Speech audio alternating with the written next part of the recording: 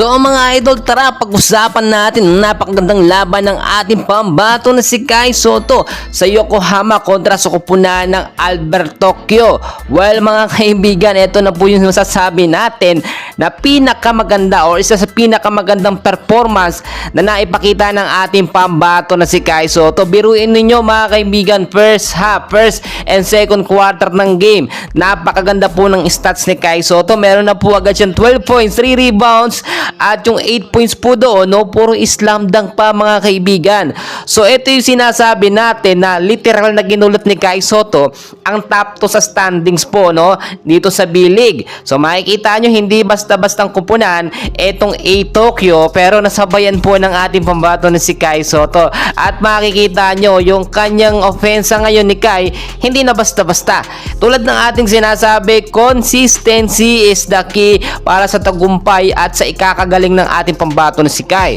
So ginawa niya yon sa first half at hindi lamang doon mga kaibigan, pati sa second half ang ganda ng performance si Kai. So hindi rin ibinangko si Kai Sotto dito sa second quarter dahil yun nga yung pagkakamali ni Coach Aoki Taketo. Doon nakita natin sa third quarter medyo natagalan pang ipinasok si Kai, pero nung pinasok naman na si Kai Sotto, lumakas yung depensa po ng Yokohama.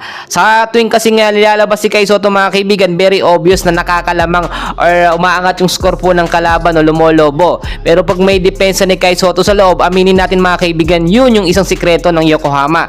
Kaya natatatalo nila or natatapatan nila kahit yung mga gagaling na kupunan dito po sa B-League. So nakita nyo, nung under 2 minutes na lang po, doon nga po sa last quarter, sa fourth quarter, no, ay lamang na lamang ng 2 points nga po etong A Tokyo, at talagang very intense at crucial po yung game na yon. So makikita nyo, todo palakas talaga ng depensa itong Yokohama. Si Kai Sotto lagi nandun sa kanyang pwesto para sa abanga po ng rebound.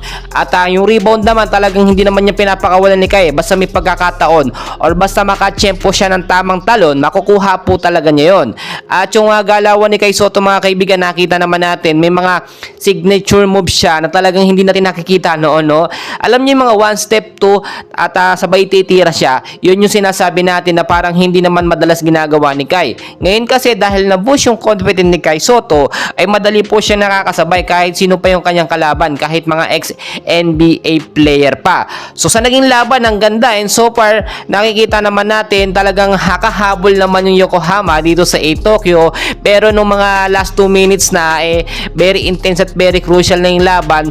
At kahit pa paano hindi mananalong Yokohama mga kaibigan, natapatan at nasabayan naman nila. But good job pa rin, back to back game naman ito, may laban pa po, no, bukas po, Linggo. And please pakisuporta na rin po ng ating YouTube channel. Maraming salamat po.